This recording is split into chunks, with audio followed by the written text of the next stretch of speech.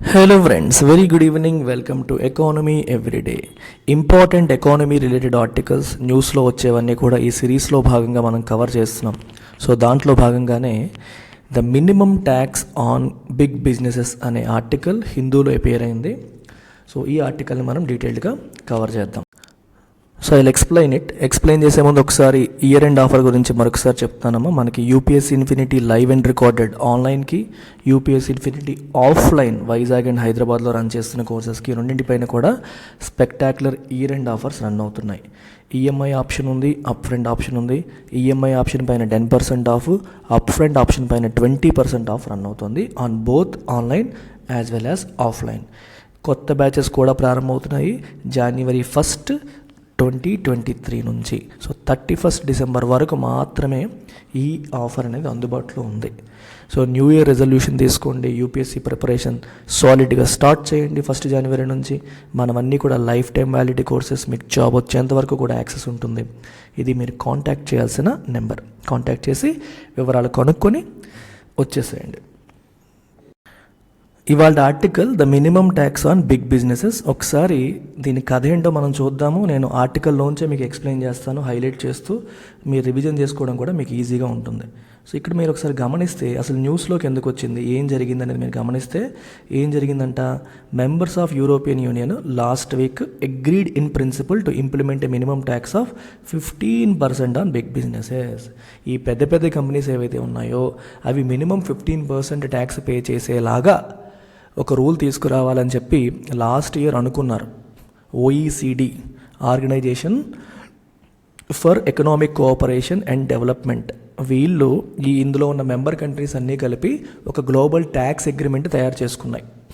ఈ global tax అగ్రిమెంట్లో ఒక pillar ఏంటి అంటే, ఇది పిల్లర్ 2 అంటాం, దిస్ ఈజ్ పిల్లర్ 2. ఈ పిల్లర్ 2 ఏంటంటే గ్లోబల్ మినిమమ్ ట్యాక్స్ ఆఫ్ 15% మనం బిగ్ బిజినెసెస్కి పెట్టాలి అని. అంటే దీని అర్థం ఏంటంటే ఈ పెద్ద పెద్ద కంపెనీస్ ఏం చేస్తాయంటే, వాళ్ళు లెట్సే ఇక్కడ ఒక చిన్న కేమాన్ ఐలాండ్స్ అని చెప్పి ఒక కంట్రీ ఉంది. సో ఈ కేమాన్ ఐలాండ్స్లో ట్యాక్సులు బాగా తక్కువ. సింగపూర్ తీసుకోండి, ట్యాక్సులు బాగా తక్కువ. ఐర్లాండ్ తీసుకోండి, ట్యాక్సులు బాగా తక్కువ. పోలాండ్ తీసుకోండి, ట్యాక్సులు బాగా తక్కువ. ఇలా తక్కువ ట్యాక్సులు అంటే 10%, 5%, చాలా తక్కువ ట్యాక్సులు, కార్పొరేట్ ట్యాక్సెస్ ఉన్న కంట్రీస్ కొన్ని ఉన్నాయి. ఈ బిగ్ బిజినెసెస్, పెద్ద పెద్ద కంపెనీస్ ఏం చేస్తున్నాయంటే ఇలాంటి కంట్రీస్లో వాళ్ళ యొక్క బిజినెస్ని రిజిస్టర్ చేసుకుంటున్నాయి. They registering their businesses in such countries where taxes are quite low, especially intellectual ప్రాపర్టీకి సంబంధించినవి, డిజిటల్కి సంబంధించినవి, ఫిజికల్ ప్రెజెన్స్ లేకుండా ఆన్లైన్లో సేల్ చేసే ప్రొడక్ట్స్ కొన్ని ఉంటాయి చూడండి, అట్లాంటివి ఇలాంటి లో ట్యాక్స్ జ్యూరిస్డిక్షన్స్లో వాళ్ళు రిజిస్టర్ చేసుకుంటున్నారు. రిజిస్టర్ చేసుకోవడం వల్ల ఏమవుతుంది, చాలా తక్కువ ట్యాక్సులు పే చేయడం ద్వారా వాళ్ళు ఆదాయాన్ని పెంచుకుంటున్నారు, ప్రభుత్వాలకు ఆదాయం లేకుండా అయిపోతుంది. ఫర్ ఎగ్జాంపుల్ అమెరికాకి చెందిన ఒక కంపెనీ వాళ్ళ డిజిటల్ ప్రొడక్ట్ ఏదో ఉందనుకోండి, అది ఆన్లైన్లో సేల్ చేసే ప్రొడక్ట్, వరల్డ్ వైడ్ సేల్స్ అవుతాయి. ఆ ప్రొడక్ట్కి సంబంధించిన పేరెంట్ కంపెనీని సెపరేట్గా కేమెన్ ఐలాండ్స్లో రిజిస్టర్ చేశారు. కేమెన్ ఐలాండ్లో రిజిస్టర్ చేసి అక్కడ నుంచి అమ్ముతున్నారు. సో రెవెన్యూస్ అన్నీ కూడా ఆ దేశంలో చూపిస్తున్నారు, ఆ దేశంలో ట్యాక్సులు కట్టేస్తున్నారు. ఆ దేశంలో లెట్సే ఓన్లీ 5% ట్యాక్స్ ఉంది అనుకుందాం. ఆ దేశంలో ఓన్లీ 5% ట్యాక్స్ ఉంది. సో వాడు సంపాదించే దాంట్లో జస్ట్ 5% ట్యాక్స్ కట్టేసి హాయిగా ఎగ్గొట్టేస్తున్నాడు. అదే అమెరికాలో రిజిస్టర్ చేసి ఉంటే 30% కట్టి ఉండాలి, లేదా వేరే కంట్రీలో రిజిస్టర్ చేస్తే 25% కట్టి ఉండాలి. అలాంటిది ఇలా లో ట్యాక్స్ జ్యూరిస్డిక్షన్స్లో రిజిస్టర్ చేయడం ద్వారా వాళ్ళు ట్యాక్సులు ఎగ్గొడుతున్నారు అనేది ప్రధానమైన ఆరోపణ. సో దీనివల్ల ప్రభుత్వాలకి ట్యాక్స్ ఇన్కమ్ తగ్గిపోతుంది. ట్యాక్స్ ఇన్కమ్ తగ్గిపోవడం వల్ల సోషల్ స్పెండింగ్, ప్రజల కోసం చేయాల్సిన స్పెండింగ్ చేయలేకపోతున్నారు, డెవలప్మెంట్ యాక్టివిటీస్ టేకప్ చేయలేకపోతున్నారు, ప్రభుత్వాలు అప్పులు పాలవుతున్నాయి అనేది ప్రధానమైన ఆరోపణ. సో దీన్ని ఎదుర్కోవడం కోసం గ్లోబల్ మినిమమ్ ట్యాక్స్ అనే కాన్సెప్ట్ తీసుకురావాలి. అంటే దీని ద్వారా ఏం చేయాలి, ఇప్పుడు ఒకవేళ లెటర్సే ఏదైనా 5% కేమెన్ ఐలాండ్స్లో కట్టాడు అనుకోండి, అతను హోమ్ కంట్రీ యూఎస్ అనుకోండి, ఆ కంపెనీ యొక్క హోమ్ కంట్రీ యూఎస్ అనుకోండి, US can top it up to 15%, అంటే రిమైనింగ్ 10% అమెరికా వసూలు చేయొచ్చు. అర్థమవుతుందా? అది గ్లోబల్ మినిమమ్ ట్యాక్స్ కాన్సెప్ట్. నువ్వు లో ట్యాక్స్ జ్యూరిస్డిక్షన్లో 5% కట్టేసావు, సో ఇంకో 10% నీ హోమ్ కంట్రీకి కట్టాలి. లేదా బయట 10% కట్టామనుకో, ఎక్స్ట్రా 5% నీ హోమ్ కంట్రీకి కట్టాలి. అంటే మేజర్ పేరెంట్ కంపెనీ ఎక్కడ రిజిస్టర్ అయిందో అది హోమ్ కంపెనీ అవుతుంది, అక్కడ కట్టాల్సి వస్తుంది. సో ఎలాగైనా సరే నువ్వు ఎక్కడ రిజిస్టర్ చేసుకో, నువ్వు మినిమం 15% ట్యాక్స్ కట్టాలి. Wear ever you register your self. 0% tax ఉన్న కంట్రీలో నువ్వు రిజిస్టర్ చేసుకొని చేసినా సరే హోమ్ కంట్రీలో రిమైనింగ్ 15% కట్టాలి. అంటే మినిమం 15% ట్యాక్స్ కట్టేలాగా ఎస్పెషల్లీ బిగ్ బిజినెస్కి చెయ్యాలి అనేది ఈ పిల్లర్ 2 యొక్క ప్రధాన ఉద్దేశం. Global minimum tax, that is the concept of global minimum tax. So ఇది ఇప్పుడు last year 132 countries, last year 136 countries ఈ ప్లాన్ మీద అగ్రీ అయ్యాయి అనమాట. సో మినిమం 15% చేయాలని చెప్పి అగ్రీ అయ్యాయి. దానికి ఇప్పుడు ప్రపంచ దేశాలన్నీ కూడా అన్ని దేశాలు ఆల్రెడీ అప్రూవ్ చేసి, యూరోపియన్ యూనియన్ కొంచెం లేట్ అయింది, వాళ్ళు కూడా లాస్ట్ వీక్ వాళ్ళు కూడా సైన్ చేసేసారు. సో ఎస్టిమేషన్ ఏంటంటే దీనివల్ల గ్లోబల్ ట్యాక్స్ రెవెన్యూస్ అనేవి $150 బిలియన్ పెరుగుతాయి. ఇయర్కి $150 బిలియన్ డిఫరెంట్ గవర్నమెంట్స్కి అడిషనల్ ట్యాక్స్ ఇన్కమ్ వస్తుంది అనేది దీని నుంచి ఎక్స్పెక్టేషన్ అనమాట. మీకు అర్థమైంది కదా స్టోరీ. సో ఇది బ్యాక్గ్రౌండ్. సో ఇది బ్యాక్గ్రౌండ్. గ్లోబల్ మినిమం ట్యాక్స్ అంటే కథ ఇది. This is part of pillar 2 of global tax agreement framed by OECD. మీకు చెప్పాను లాస్ట్ ఇయర్ OECD వాళ్ళు గ్లోబల్ ట్యాక్స్ అగ్రిమెంట్ ఫ్రేమ్ చేశారు. దాంట్లో పిల్లర్ 1, పిల్లర్ 2 అని ఉంటాయి. ఇప్పుడు పిల్లర్ 2 గురించి మనం మాట్లాడుతున్నాం. అయితే పిల్లర్ 2 ఎలా ఫంక్షన్ చేస్తుందో కూడా మీకు ఆల్రెడీ ఎక్స్ప్లెయిన్ చేసేసాను. దీంట్లో ఇంకోటి కూడా ఉంది, pillar 1. So pillar 1 of the OECD's tax plan on the other hand tries to address the question of taxing rights. అంటే ఎవరు ట్యాక్స్ వేసే రైట్ ఎవరికి ఉంటుంది? ఓన్లీ హోమ్ కంట్రీకే ఉంటుందా, లేకపోతే ఏ కంట్రీలో ఎక్కువ బిజినెస్ చేస్తున్నారో వాళ్ళకు కూడా ఉంటుందా అనేది question. For example if you look at Facebook లేదా గూగుల్ లేదా యాపిల్, ఇలాంటివి చాలా డిజిటల్ ప్రొడక్ట్స్ ఇండియాలో అమ్ముతూ ఉంటాయి. కానీ ఇండియాకి ట్యాక్స్ చేసే అధికారం ఉండట్లేదు. ఇండియన్ కన్జ్యూమర్ నుంచి విపరీతంగా సంపాదిస్తున్నారు ట్యాక్సుల ద్వారా, కానీ ఇండియాకి పే చేసే అవకాశం ఉండట్లేదు, ఇండియా ట్యాక్స్ చేసే అవకాశం ఉండట్లేదు. సో హోమ్ కంట్రీకి మాత్రమే పే చేస్తున్నారు. ఎక్కడ వాళ్ళు ఎక్కువ బిజినెస్ చేస్తున్నారో ఆ కంట్రీస్కి పే చేసే అవకాశం ఉండట్లేదు. అందుకనే డిజిటలైజేషన్ లెవీ అని, డిజిటల్ ట్యాక్స్లు అని, ఇట్లాంటి కొన్ని కొత్త ట్యాక్సులు ఈ మధ్యన ఫ్రాన్స్ తీసుకొచ్చింది, అంతకుముందు ఇండియా కూడా తీసుకొచ్చింది. ఇప్పుడు ఇలా ఒక్కొక్క కంట్రీ ఇండివిజువల్గా తీసుకొచ్చే పరిస్థితి లేకుండా ఈ పిల్లర్ 1 ఏం చేస్తుందంటే, లార్జ్ మల్టీనేషనల్ కంపెనీస్ ఇవి ఏం చేస్తున్నాయి, traditionally paid tax in their home countries even though they did most of their business in foreign countries. So OECD plan ఏం చేస్తుంది, it tries to give more taxing rights to the governments of countries where large businesses conduct a substantial amount of their business. So major amount of business ఏ కంట్రీలో అయితే చేస్తారో ఆ కంట్రీకి కూడా మీ పైన ట్యాక్స్ వేసే అధికారం ఇవ్వడం. సో ట్యాక్సింగ్ రైట్స్ ఇవ్వడం. యుఎస్కి చెందిన కంపెనీ ఇండియాలో మెజారిటీ బిజినెస్ చేస్తుంటే ఆ కంపెనీ ఆల్దో పేరెంట్ రిజిస్ట్రేషన్ అంతా కూడా యుఎస్లోనే ఉంది, కానీ ఇండియా నుంచి మెజారిటీ రెవెన్యూ తీసుకుంటుంది అనిపించినప్పుడు, డిజిటల్ ప్రొడక్ట్స్ ద్వారా తీసుకుంటుంది అనుకున్నప్పుడు ఇండియాకి కూడా వాళ్ళపైన ట్యాక్సింగ్ రైట్స్ కల్పించడం దీని యొక్క ఉద్దేశం అన్నమాట. As a result, large US tech companies may have to pay more taxes to governments of developing countries. So developing countries లో ఉన్న గవర్నమెంట్స్కి ఎక్కువ ట్యాక్స్లు పే చేయాల్సి వస్తుంది దీనివల్ల. So pillar 1 talks about taxing rights. అంటే ఏ దేశంలో ఎక్కువ బిజినెస్ చేస్తున్నావో ఆ దేశానికి ట్యాక్స్ వేసే అధికారాన్ని కల్పించడం. Pillar 2 talks about global minimum tax. ఈ లో ట్యాక్స్ జ్యూరిస్డిక్షన్స్లో పని కానిచ్చేస్తున్నాయి చాలా కంపెనీస్, అట్లాంటి వాళ్ళు మినిమం 15% ట్యాక్స్ పే చేసేలాగా తీసుకురావడం.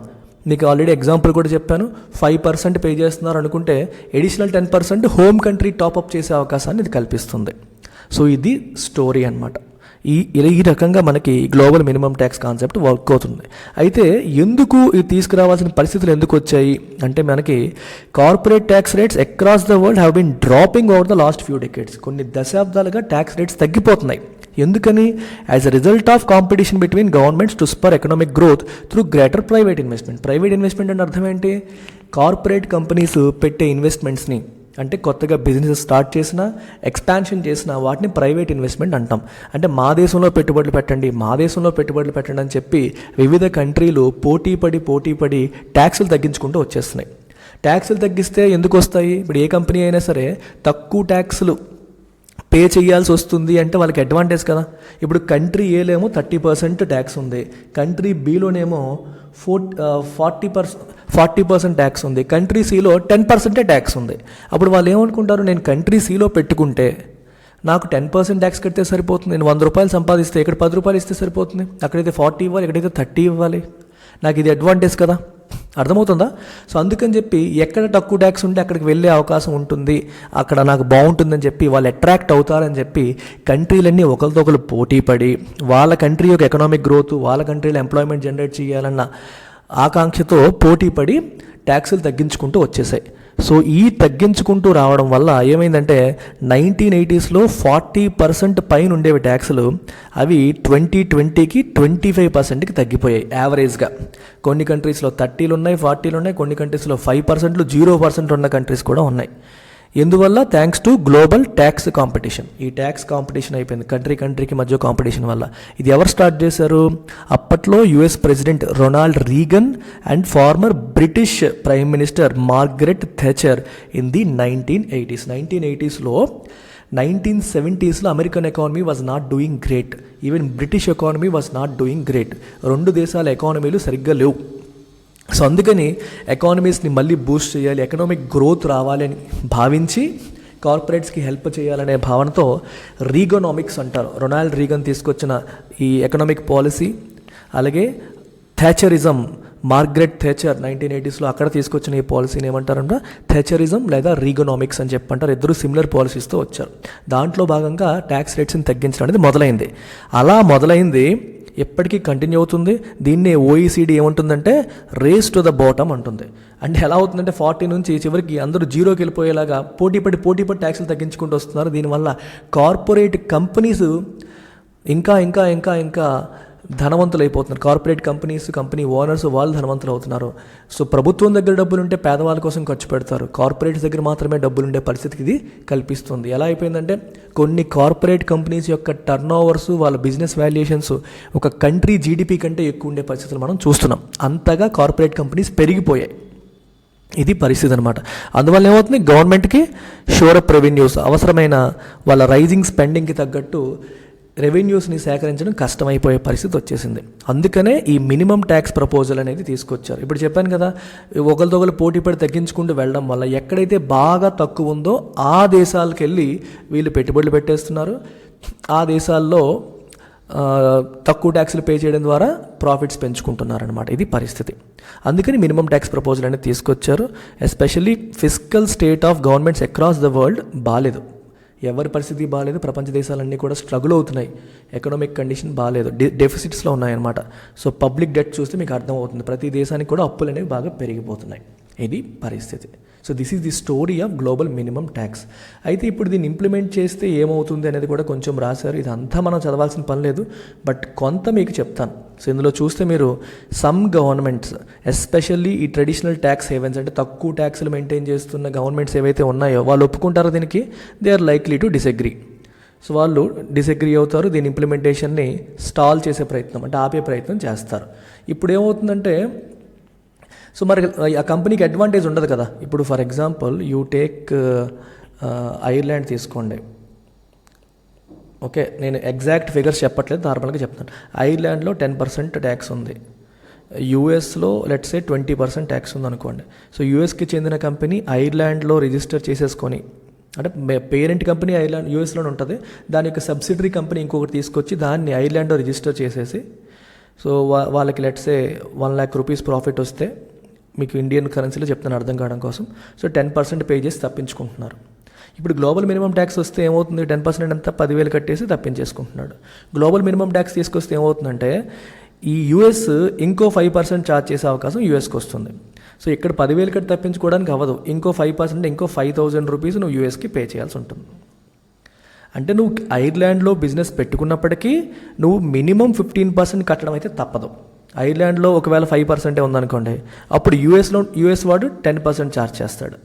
ఐర్లాండ్ 0%కి ఇచ్చిందనుకోండి, యూఎస్ 15% ఛార్జ్ చేసే అవకాశం ఉంది.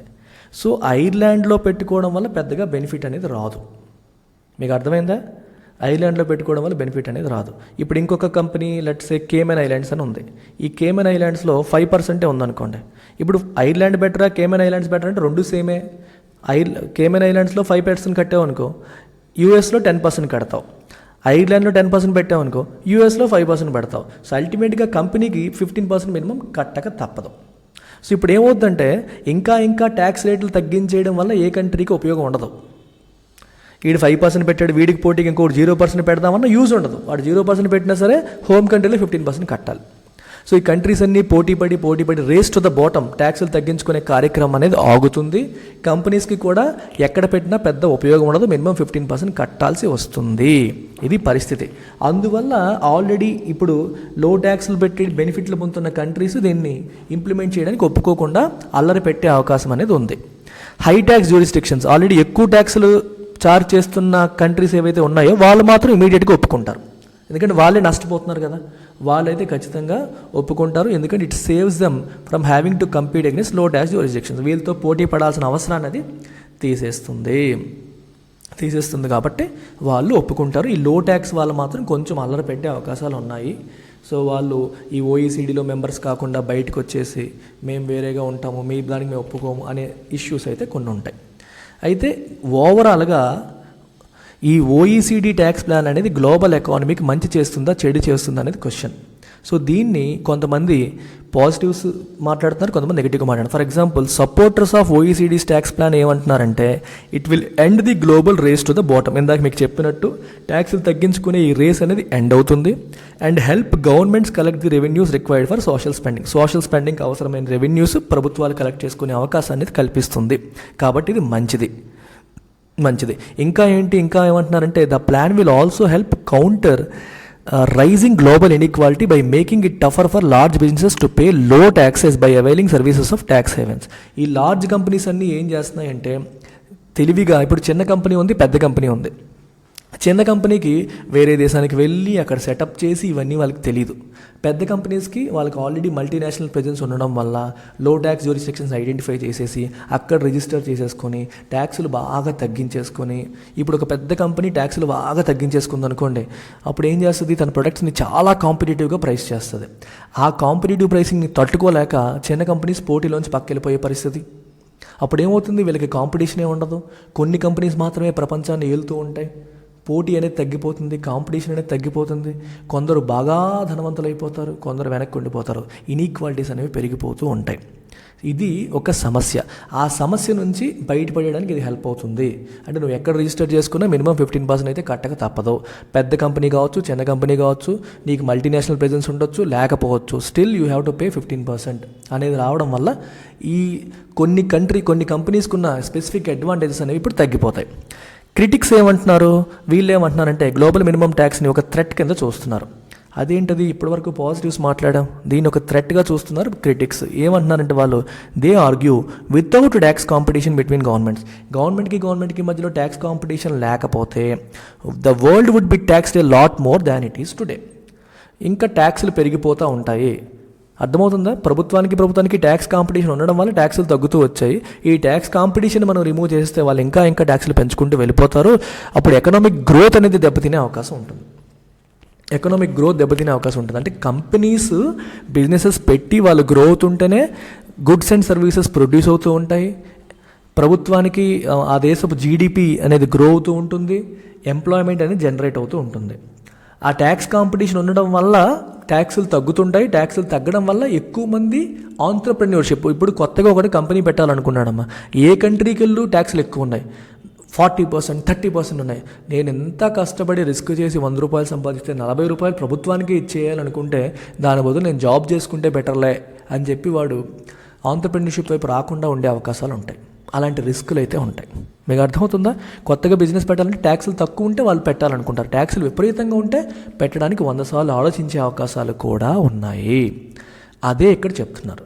సో ట్యాక్సులు బాగా పెరిగిపోవడం వల్ల గ్లోబల్ ఎకనామిక్ గ్రోత్ దెబ్బతినొచ్చు, కొత్తగా బిజినెసెస్ రాకపోవచ్చు, ఆంట్రప్రెన్యూర్షిప్ తగ్గొచ్చు, ఇన్నోవేషన్ తగ్గొచ్చు. ఇవన్నీ నెగిటివ్స్. ఇన్ అదర్ వర్డ్స్ వీళ్ళు ఏమంటున్నారంటే it is a threat of tax competition that keeps a check on governments which would otherwise tax citizens heavily to fund profligate spending problems. అసలు యాక్చువల్గా tax competition ఉండడం వల్లే countries కొంచెం control అవుతున్నాయి. మనం ఇష్టం వచ్చినట్టు పెంచుకెళ్ళిపోతే మనం నష్టపోతాము, పక్క దేశం లాభపడిపోతుంది అన్న భయం వల్ల ట్యాక్సులు కంట్రోల్లో పెడుతున్నారు. ఇప్పుడు ట్యాక్సులు అనేవి కంట్రోల్ లేకుండా తీసేసామనుకోండి, ట్యాక్స్ కాంపిటీషన్ తీసామనుకోండి, అన్ని దేశాలు ట్యాక్సులు పెంచుకుంటూ వెళ్ళిపోతాయి. ఊరకే డబ్బులు వచ్చాక వాటిని ప్రాఫిలిగేట్ అంటే వేస్ట్ఫుల్గా ఖర్చు పెట్టే అవకాశం. ఇప్పుడు ప్రభుత్వానికి తక్కువ డబ్బు ఉందంటే దాన్ని జాగ్రత్తగా వాడాలని ఆలోచన ఉంటుంది. ఇష్టం వచ్చినట్టు జనాలపైన కంపెనీస్ పైన ట్యాక్స్లు వేసేసి వేస్ట్ఫుల్గా ఖర్చు పెట్టే అవకాశాలు కూడా ఉన్నాయి. అది ఇంకో రిస్క్ అని చెప్పి కూడా అంటున్నారు. సో కాంపిటీషన్ ఉంటే మనుషుల్ని అది కంట్రోల్లో ఉంచుతుంది. అది మనుషుల మధ్య కావచ్చు, కంపెనీస్ మధ్య కావచ్చు, కంట్రీస్ మధ్య కావచ్చు. కాంపిటీషనే లేకపోతే అది ఎలాంటి పరిస్థితికి దారి తీయొచ్చని కొంతమంది క్రిటిక్స్ వాదిస్తున్నారు. So this is the story of global minimum tax on big businesses. మీకు 2 పిల్లర్స్ గురించి మాట్లాడుకున్నాం. సో చాలా ఇంట్రెస్టింగ్ కాన్సెప్ట్ ఇది. ఇది ఇంప్లిమెంటేషన్ కూడా అయిపోతుంది. లాస్ట్ ఇయర్ కూడా దీని గురించి నేను మాట్లాడాను. అప్పుడు ప్రపోజల్ స్టేజ్లో ఉంది, ఇప్పుడు అన్ని దేశాలు అగ్రీ అయిపోయాయి కూడా. సో దీనిపైన ఒక క్వశ్చన్ ఇచ్చాను, ఆన్సర్ చేయండి. చాలా ఈజీ క్వశ్చన్. సో మీకు ఏం చెప్పాను, identify correct statements. Pillar 1 of OECD ఏం మాట్లాడుతుంది? It tries to give taxing rights to jurisdictions where big businesses conduct substantial businesses. అంటే హోమ్ కంట్రీ కాకుండా వేరే కంట్రీ నుంచి ఎక్కడైతే ఎక్కువ బిజినెస్ చేస్తున్నారో వాళ్ళకి ట్యాక్సింగ్ రైట్స్ ఇవ్వాలి అనేది పిల్లర్ 1 యొక్క concept. Pillar 2 talks about global minimum tax. So నేను కరెక్ట్గా పెట్టానా, తప్పులు పెట్టేశానా? So you have to identify. 2 correct అయితే బోత్ పెట్టండి, 2 తప్పు అయితే నన్ను పెట్టండి, లేదా 1 కరెక్ట్ అయితే ఈ రెండిట్లో ARB పెట్టి కామెంట్ సెక్షన్లో మెన్షన్ చేయండి.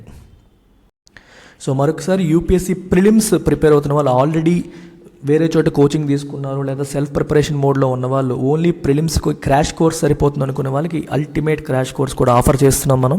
1 జనవరి నుంచి స్టార్ట్ అవుతుంది. ప్రిలిమ్స్కి అవసరమైన entire content including CSAT, current affairs, survey, budget analysis, test series అన్నీ కూడా మనకు కవర్ అవుతాయి. Validity till prelims exam.